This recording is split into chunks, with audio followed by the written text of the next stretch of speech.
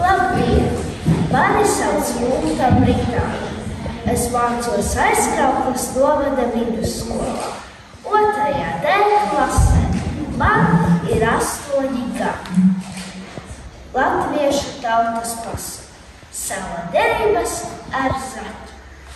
Savs teicis zaķi, ka viņš šo barotas vietas nosaukt, bet zaķis atlielījies pretīm un teicis, ka šis nebarotavis sauc pastāvēs uz savu, bet zaķis nav palaidies.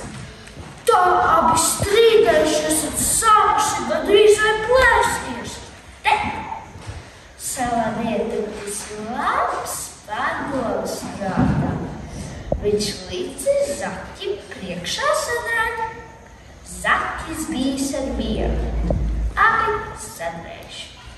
Sauc saudēt, bet zaķis vārties pa stiegu un saucis: kungam silti, kungam karsti. Sauls domājis: sasodīts, kur tas zaķis ir tik stiprs? Un saldējis, cik vien ļaudājis. Bijis tik augsts, ka zaķilai acis sprāžas valkā. Bet viņš tik saucis: kungam silti, kungam karsti. Sauls piekusi saldējot, līdz zaķis vārties pa stiegu un nenosaulis. No tā laika zaķis ziemā nenosaustot, bet acis uz ārā izspiedušās, viņam palikušās uz visiem laikiem.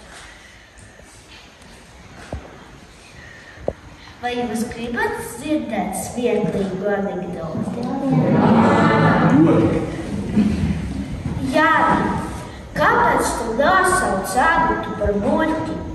Aizej un atvainojies. Saki, ka tev ļoti žēl.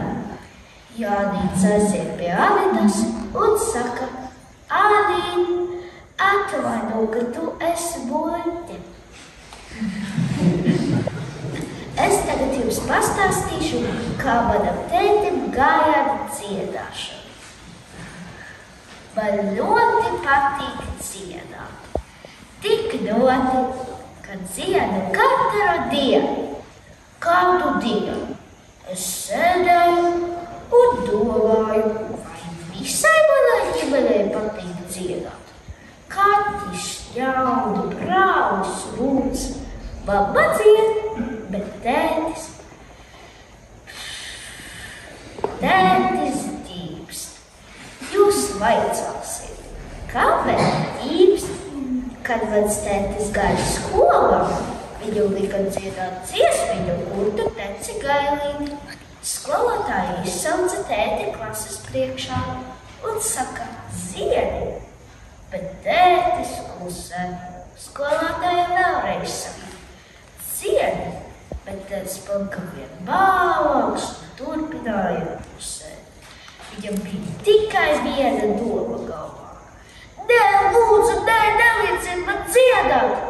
Galva griezās, rokas un kājas trīcēja, zeme zem kājām pazuda.